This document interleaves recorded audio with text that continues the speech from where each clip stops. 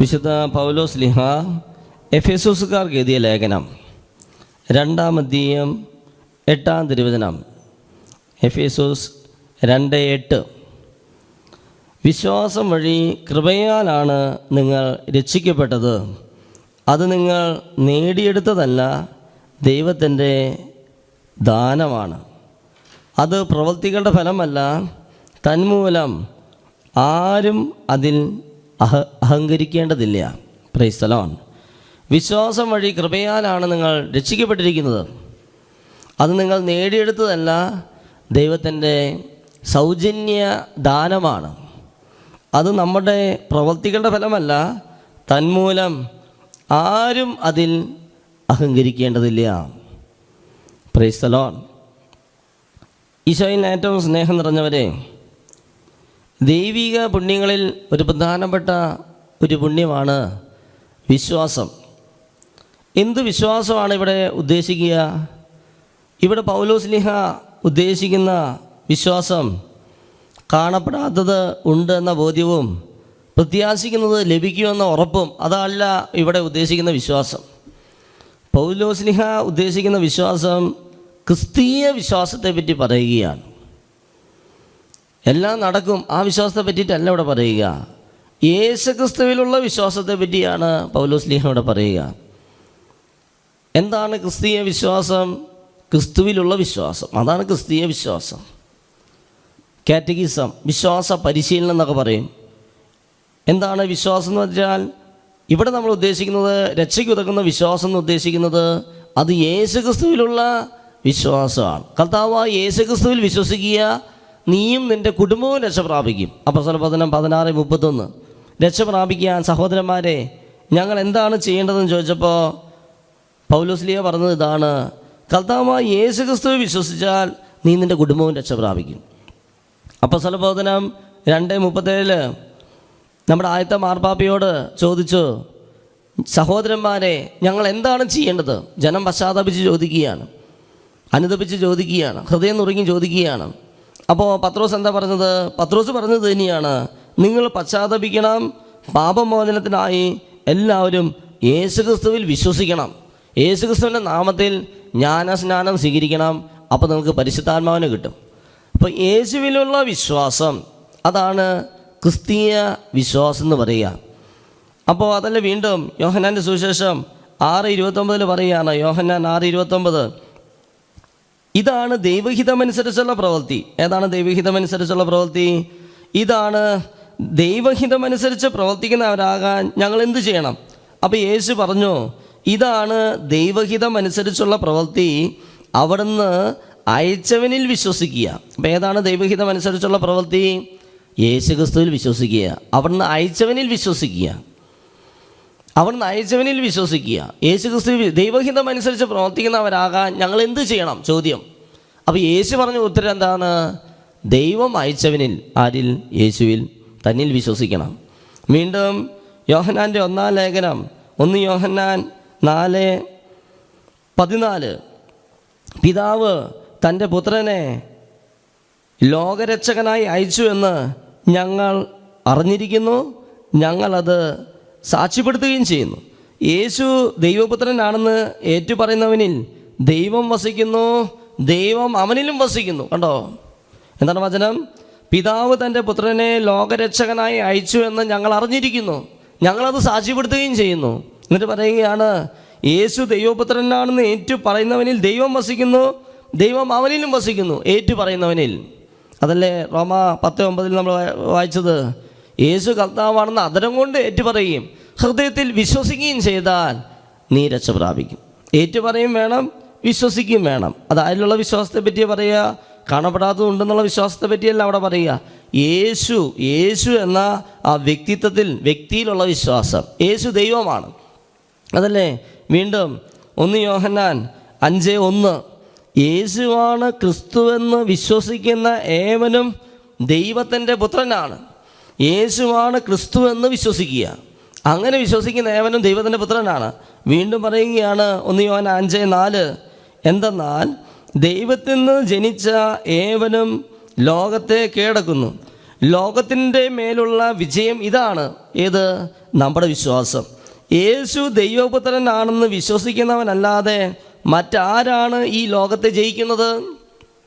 യേശു ദൈവപുത്രനാണെന്ന് വിശ്വസിക്കുന്നവനല്ലാതെ മറ്റ് ആരാണ് ഈ ലോകത്തെ ജയിക്കുക? Praise the Lord. അതുകൊണ്ട് എൻ്റെ പ്രിയ സഹോദരങ്ങളെ, എന്താണ് ക്രിസ്തീയ വിശ്വാസം? യേശു ക്രിസ്തുവിലുള്ള വിശ്വാസത്തെയാണ് ക്രിസ്തീയ വിശ്വാസം എന്ന് പറയുക. എങ്ങനെയാണ് ഈ ക്രിസ്തീയ വിശ്വാസം നമുക്ക് ലഭിക്കുക? നമ്മുടെ പരിശ്രമത്തിലൂടെ നമുക്ക് ഈ ക്രിസ്തീയ വിശ്വാസം കിട്ടുമോ? നമ്മുടെ പരിശ്രമത്തിലൂടെ ഒരിക്കലും നമുക്ക് വിശ്വസിക്കാൻ പറ്റില്ല. നമ്മുടെ പരിശ്രമത്തിലൂടെ ഈ വിശുദ്ധ കുർബാനയിൽ യേശു ഉണ്ട്, അതായത് ഈ അപ്പത്തിൽ യേശു ഉണ്ടെന്ന് വിശ്വസിക്കാൻ നമ്മുടെ പരിശ്രമം കൊണ്ട് പറ്റുമോ? ലോജിക്ക് കൊണ്ട് പറ്റുമോ? കുറേ തിയോളജി ദൈവശാസ്ത്രം പഠിച്ചുകൊണ്ട് പറ്റുമോ? അതൊന്നും പറ്റില്ല. വിശുദ്ധ കുർബാനയെ പറ്റി എഴുതിയിരിക്കുന്ന കുറേ പുസ്തകങ്ങൾ വായിച്ചു കഴിഞ്ഞാൽ വിശുദ്ധ കുർബാന വിശ്വാസം കൂട്ടോ? ഇല്ല. വിശുദ്ധ കുർബാനയെ പറ്റി പറയുന്ന നല്ല നല്ല വൈദികരുടെയോ ബ്രദർമാരെയോ സുവിശേഷ പ്രഘോഷകരുടെയോ ടോക്ക് കേട്ടാൽ, വിശുദ്ധ കുർബാനയെ പറ്റിയുള്ള നല്ല നല്ല ടോക്ക്, ലോജിക്ക് ഉപയോഗിച്ചുള്ള ടോക്ക്, ഇന്ന കാരണത്താൽ വിശുദ്ധ കുർബാനയിൽ യേശു ഉണ്ട്, അപ്പത്തിൽ യേശുവിന് വസിക്കാൻ പറ്റും, കാരണം യേശു അപ്പം വർദ്ധിപ്പിച്ചിട്ടുണ്ട് 5,5000 പേർക്ക്. കണ്ടോ? അത് പ്രകൃത്യാതീത അത്ഭുതങ്ങളാണ്.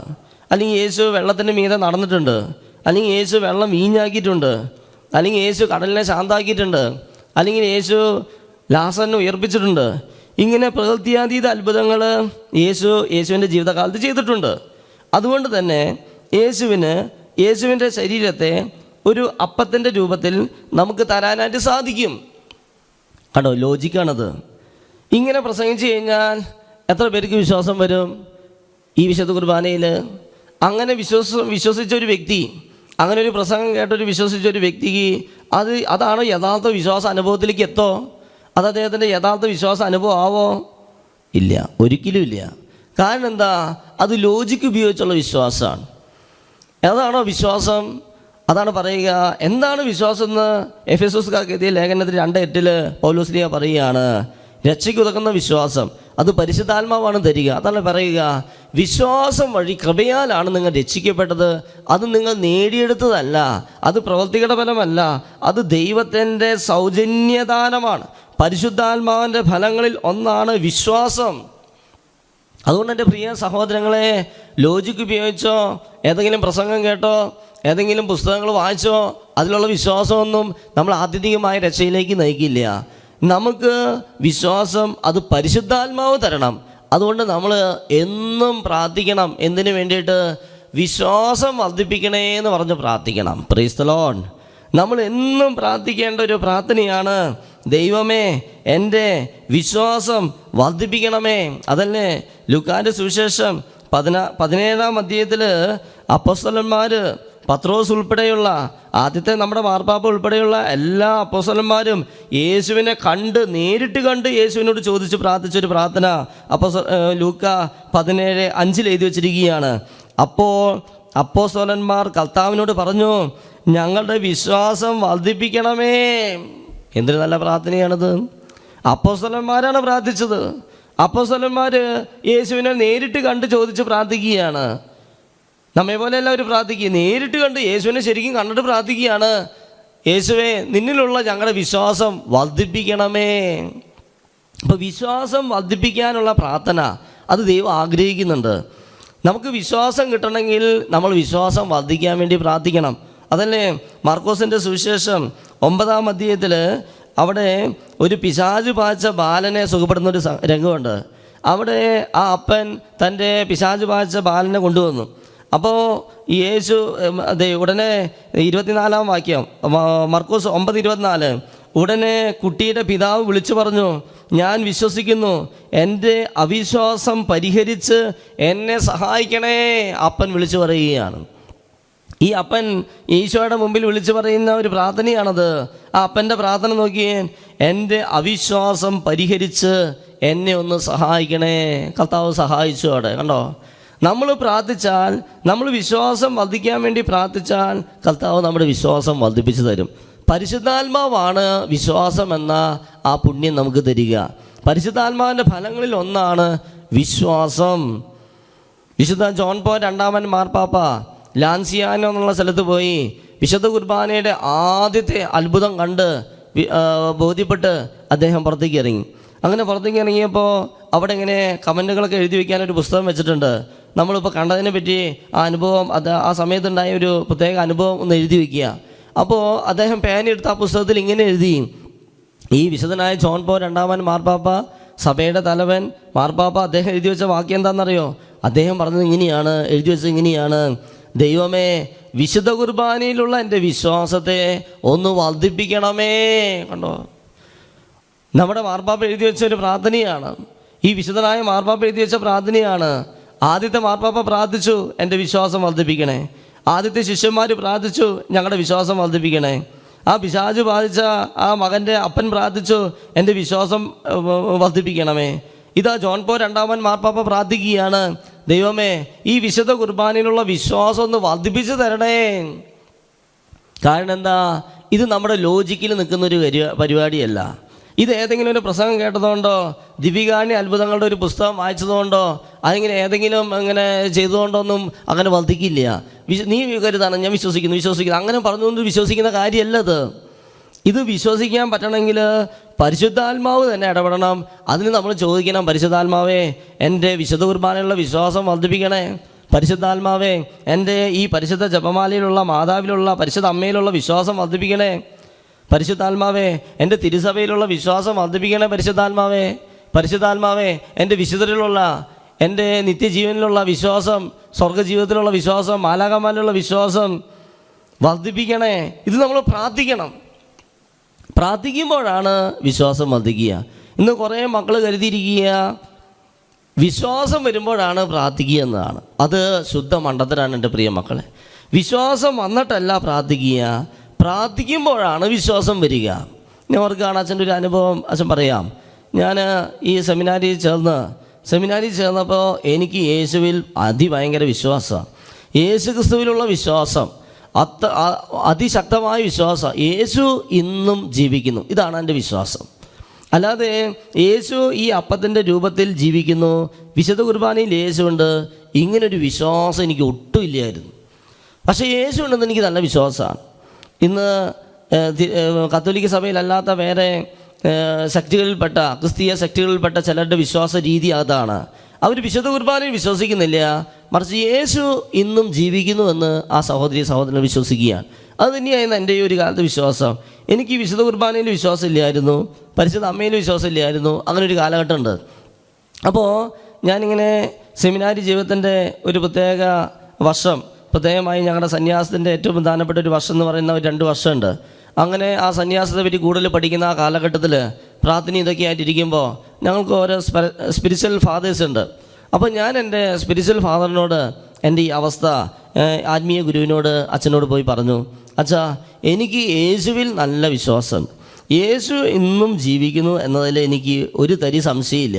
അത് ഞാൻ അനുഭവിച്ചറിഞ്ഞിട്ടുള്ളതാണ്. പക്ഷേ ഈ അപ്പത്തിൻ്റെ രൂപത്തിൽ യേശു ഉണ്ട് എന്നത് എനിക്ക് ഒരു അനുഭവമായിട്ടില്ല, എനിക്കൊരു വിശ്വാസവും ഇല്ല. കണ്ടോ? അപ്പോൾ ആ പാവപ്പെട്ട വൈദികൻ പറഞ്ഞു: മോനെ, നമ്മൾ നമ്മുടെ ക്രിസ്തീയ ജീവിതത്തിൻ്റെ, അല്ലെങ്കിൽ കത്തോലിക്കരായ നമ്മുടെ ജീവിതത്തിൻ്റെ കേന്ദ്രം വിശുദ്ധ കുർബാനയാണ്. വിശുദ്ധ കുർബാനയാണ് നമ്മുടെ ജീവിതത്തിൻ്റെ കേന്ദ്രം. നമ്മൾ വിശുദ്ധ കുർബാനയിൽ വിശ്വസിച്ചേ പറ്റൂ. ഞാൻ വിശ്വസിക്കാറുണ്ട്. ഞാനിവിടെ ആരാധന വരുമ്പോഴൊക്കെ ഞാനിങ്ങനെ പള്ളിയിൽ പോയി ഇരിക്കാറുണ്ട്, വിശുദ്ധ കുർബാനയിലേക്ക് നോക്കി, അപ്പത്തിലേക്ക് നോക്കി പ്രാർത്ഥിക്കാറൊക്കെയുണ്ട്. അതുകൊണ്ട് ബ്രദറും പ്രാർത്ഥിക്കണം, ബ്രദറും ഇതിൽ വിശ്വസിച്ചേ പറ്റൂ. അപ്പം ഞാൻ പറഞ്ഞു: അച്ഛാ, എനിക്ക് വിശ്വസിക്കാൻ പറ്റുന്നില്ല. അപ്പോൾ ഈ അച്ഛൻ പറഞ്ഞു: അല്ല ബ്രദറെ, നമ്മൾ വിശ്വസിച്ചേ പറ്റൂ. ഈ അപ്പത്തിൽ യേശു ഉണ്ട്, അപ്പോൾ ആ യേശുവിൽ നമ്മൾ വിശ്വസിക്കണം. അത് ഒരു സന്യാസി വിശ്വസിച്ചില്ലെങ്കിൽ പിന്നെ നമ്മൾ ഭാവിയിലൊക്കെ കുർബാന ചെല്ലേണ്ടവരല്ലേ. അപ്പോൾ നമ്മൾ വിശ്വസിച്ചേ പറ്റൂ. മോനെ, നീ വിശ്വസിക്കണം, ഇതാണ് അദ്ദേഹം പറയുക. അപ്പം ഞാൻ പറഞ്ഞു: അച്ഛാ, എനിക്ക് വിശ്വസിക്കണമെന്ന് താല്പര്യമുണ്ട്, പക്ഷേ എനിക്ക് അപ്പത്തിൽ എങ്ങനെ വിശ്വസിക്കാൻ, എനിക്ക് അങ്ങോട്ട് വിശ്വാസം പറ്റുന്നില്ല അച്ഛാ, എനിക്ക് അത് വിശ്വാസം വരുന്നില്ല, എന്ത് ചെയ്യും? അച്ഛൻ വീണ്ടും പറയും: വിശ്വസിക്കണം ബ്രദറെ, വിശ്വസിക്കണം. ഇതാണ് അച്ഛന് പറയാനുള്ളത്. പാവം ആ മനുഷ്യൻ, അദ്ദേഹത്തിന് ഈ ഒരു മനുഷ്യന് ഇപ്പോൾ എന്ത് പറയാൻ പറ്റും? ഇങ്ങനൊരു അവസ്ഥയിൽ ചെല്ലുമ്പോൾ ആ വ്യക്തിയോട് എന്ത് ചെയ്യാൻ പറ്റും? എൻ്റെ വിശ്വാസം വർദ്ധിപ്പിക്കാൻ ആ അച്ഛന് പറ്റുമോ? ഇല്ല. കാരണം ഈ അപ്പത്തിൽ എങ്ങനെ യേശു വസിക്കും? ഈ ഫാൻ വിട്ട് കഴിഞ്ഞാൽ പറന്നു പോകുന്ന ഈ അപ്പത്തിൽ എങ്ങനെ യേശുവിന് വസിക്കാൻ പറ്റുക? പിന്നെ എന്തിനിങ്ങനെ വസിക്കേണ്ട വല്ല ആവശ്യമുണ്ടോ? 100,000 ചോദ്യങ്ങൾ. ഞവർക്കാണ് ഒരു സംഭവം. ഞാൻ മിഷനിലായിരുന്ന സമയത്ത് നോർത്ത് ഇന്ത്യയിൽ ഒരു വർഷം ഉണ്ടായപ്പോൾ അവിടെ ഇതുപോലെ തന്നെ ബ്രദറായിരുന്ന സമയത്ത് തന്നെ അവിടെ ഒരിക്കൽ ഞാൻ അവിടെ ചെന്ന ഉടനെ ഞാനിങ്ങനെ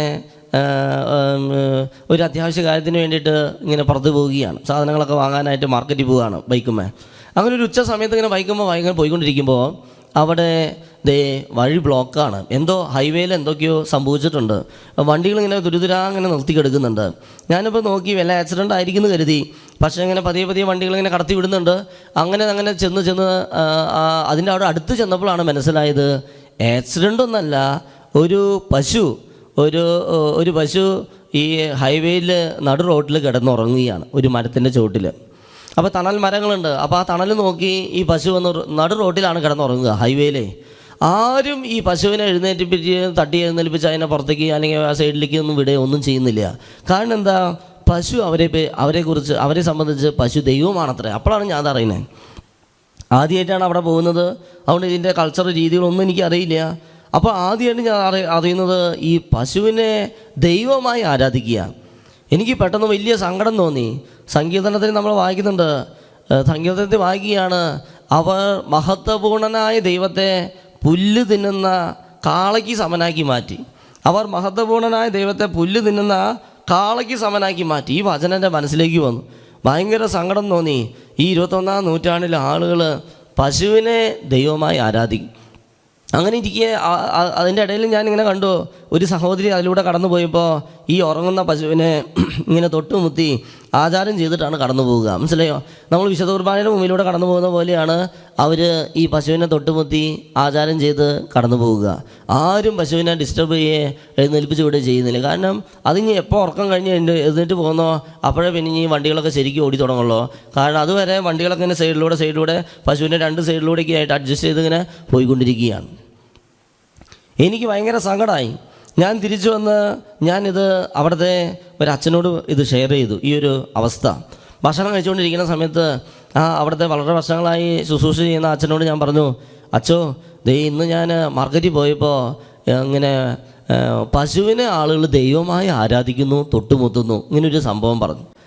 ഞാനിത് വലിയ സങ്കടത്തോടെ ഇത് പറയുമ്പോൾ അച്ഛൻ ഒറ്റൊരു ചോദ്യമാണ്, എൻ്റെ മോനെ, അതായത് അവർ ജീവനുള്ള പശുവിനെയാണ് ദൈവമായിട്ട് ആരാധിക്കുന്നത്, നമ്മളോ? ഇങ്ങനെ പറഞ്ഞിട്ട് അച്ഛനിങ്ങനെ ഭക്ഷണം കഴിച്ചുകൊണ്ടിരിക്കുകയാണ്. ഉണ്ടോ? അവർ ജീവനുള്ള പശുവിനെയാണ് ദൈവമായിട്ട് ആരാധിക്കുന്നത്, നമ്മളോ?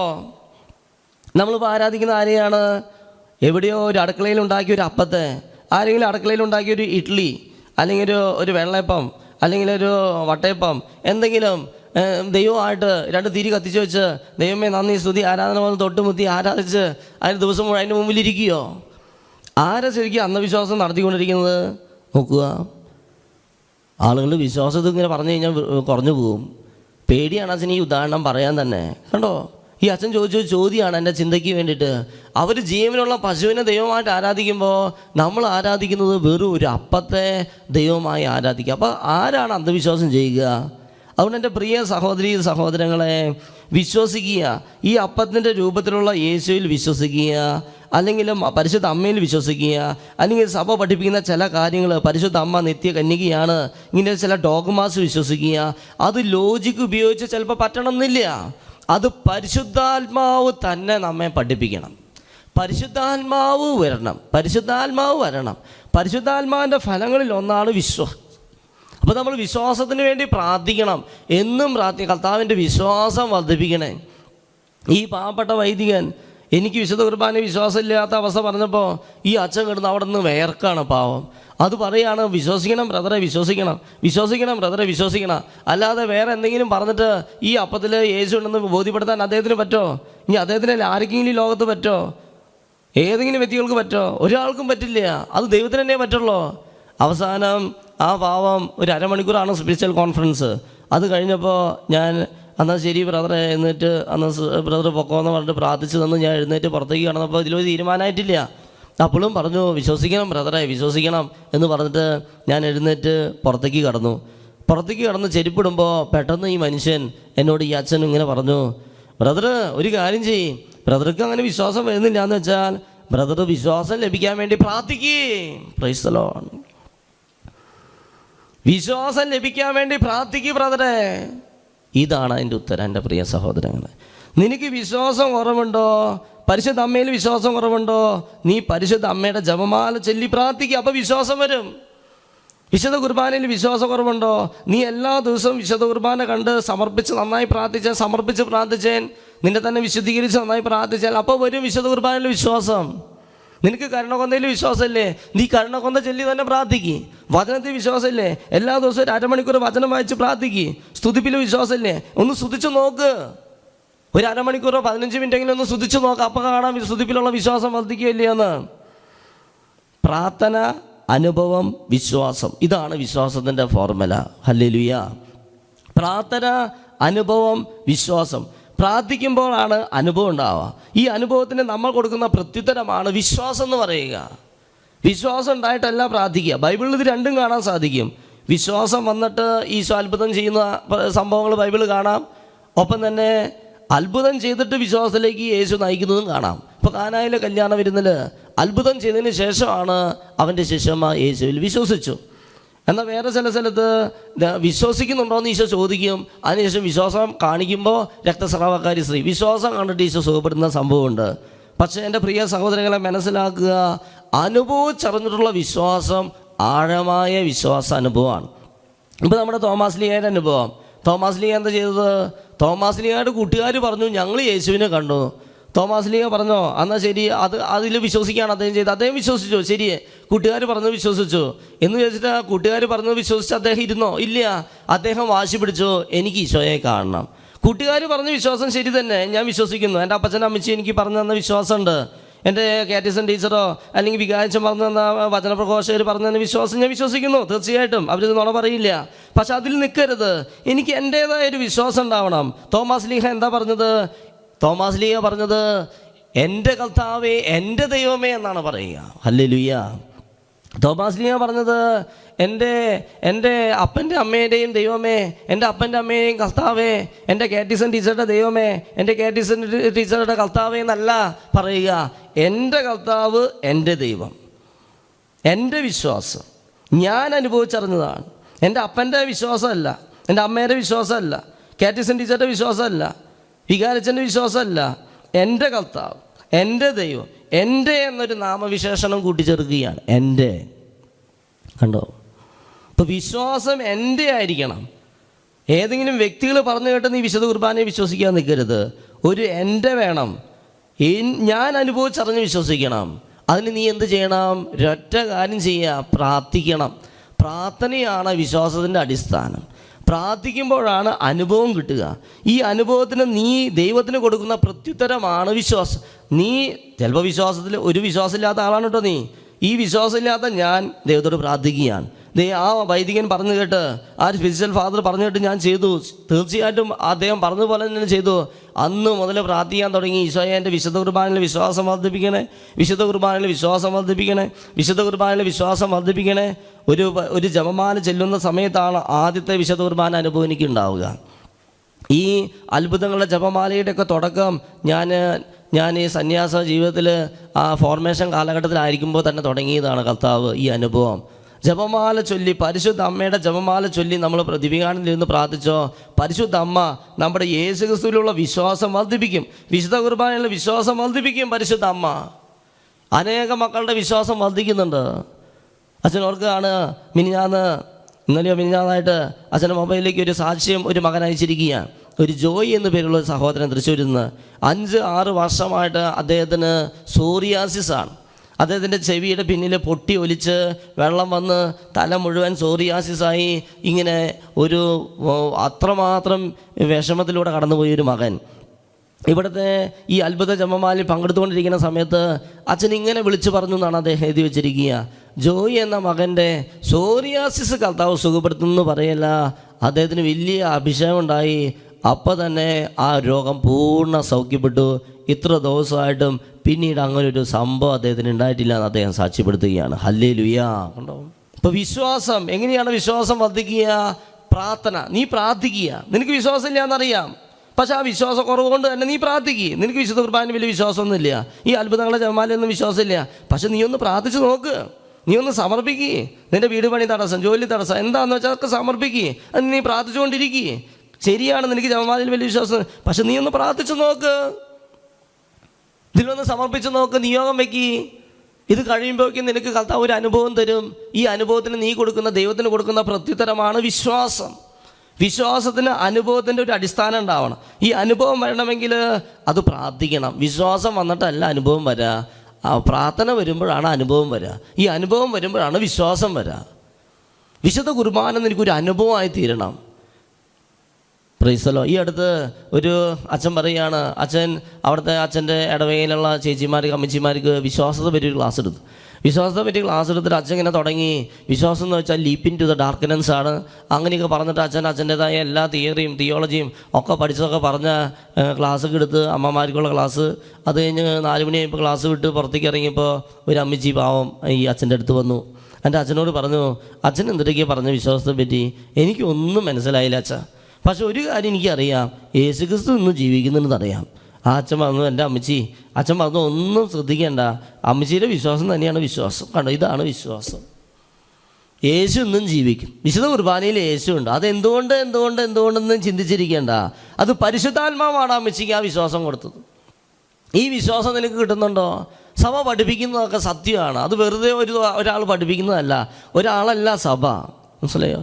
പരിശുദ്ധാത്മാവാണ് സഭയെ നയിക്കുന്നത്. അതുകൊണ്ട് സഭയ്ക്ക് തെറ്റ് പറ്റില്ല. വിശ്വസിക്കുക കേട്ടോ. പരിശുദ്ധാത്മാവിനോട് പ്രാർത്ഥിക്കുക വിശ്വസിക്കാൻ പറ്റുന്നില്ലെങ്കിൽ. അതുകൊണ്ട് പ്രിയ സഹോദരങ്ങളെ, ഈ വചനം നമുക്ക് വീണ്ടും ഓർക്കാം. എഫെസോസുകാർക്ക് എഴുതിയ ലേഖനം 2-ാം അധ്യായം 8-ാം തിരുവചനം, വിശ്വാസം വഴി കൃപയാലാണ് നിങ്ങൾ രക്ഷിക്കപ്പെട്ടിരിക്കുന്നത്. അത് നിങ്ങൾ നേടിയെടുത്തതല്ല, ദൈവത്തിൻ്റെ സൗജന്യദാനമാണ്. അത് പ്രവൃത്തികളുടെ ഫലമല്ല, തന്മൂലം ആരും അതിൽ അഹങ്കരിക്കേണ്ടതില്ല. കർത്താവിൻ്റെ സന്നിധി നമുക്ക് എഴുന്നേറ്റ് നിൽക്കാം. വിശുദ്ധ ജോൺ പോൾ 2-ാമൻ മാർപ്പാപ്പയെ പോലെ, നമ്മുടെ അപ്പോസ്തലന്മാരെ പോലെ, നമ്മുടെ ആദ്യത്തെ മാർപ്പാപ്പ പത്രോസ്ലീഹായെ പോലെ, ആ പിശാചുബാൻ്റെ അപ്പനെ പോലെ നമ്മൾ പ്രാർത്ഥിക്കാൻ പോവുകയാണ്. വിശ്വാസം വർദ്ധിച്ച് കിട്ടാൻ വേണ്ടി പ്രാർത്ഥിക്കുകയാണ്. ഇരു കരങ്ങൾ ഉയർത്തിപ്പിടിച്ച് വിശ്വാസം വർദ്ധിക്കാൻ വേണ്ടി ഒന്ന് സ്തുതിച്ച് പ്രാർത്ഥിച്ചേൻ. Hallelujah, hallelujah, hallelujah. പ്രാർത്ഥന, അനുഭവം, വിശ്വാസം, ഇതാണ് വിശ്വാസത്തിന്റെ ഫോർമുല. അറിയ പ്രാർത്ഥിക്കുക. നിനക്ക് വിശ്വാസം അല്ലെങ്കിലും ഒന്ന് സമർപ്പിച്ചൊന്ന് പ്രാർത്ഥിച്ചു നോക്കിയേ. നിനക്ക് പരിശുദ്ധ അമ്മയിൽ വിശ്വാസമില്ലേ, പക്ഷെ പരിശുദ്ധ അമ്മയുടെ ജപമാല ചൊല്ലി തന്നെ നീ പ്രാർത്ഥിക്കുക. അപ്പം നിനക്ക് പരിശുദ്ധ അമ്മയിൽ വിശ്വാസം വരും. കരുണകൊന്തയിൽ വിശ്വാസമില്ലേ, കരുണകൊന്ത ചൊല്ലി തന്നെ പ്രാർത്ഥിച്ചുകൊണ്ടിരിക്കുക. അപ്പം നിനക്ക് കരുണകൊന്തയിൽ വിശ്വാസം വരും. നിനക്ക് വിശുദ്ധ കുർബാന വിശ്വാസമില്ലേ, വിശുദ്ധ കുർബാനയിൽ പങ്കെടുത്തുകൊണ്ട് തന്നെ പ്രാർത്ഥിക്കുക. അപ്പം നിനക്ക് വിശുദ്ധ കുർബാന വിശ്വാസം വരും. വിശ്വാസം വന്നിട്ടല്ല പ്രാർത്ഥിക്കുക, പ്രാർത്ഥിക്കുമ്പോഴാണ് വിശ്വാസം വരാ. ഇരു കരങ്ങൾ ഉയർത്തി 3 പ്രാവശ്യം യേശുവേ, യേശുവേ, യേശുവേ എന്ന് പറഞ്ഞ് വിശ്വാസ വർദ്ധനയ്ക്ക് വേണ്ടി ഒന്ന് പ്രാർത്ഥിച്ച് യേശുവേ, യേശുവേ.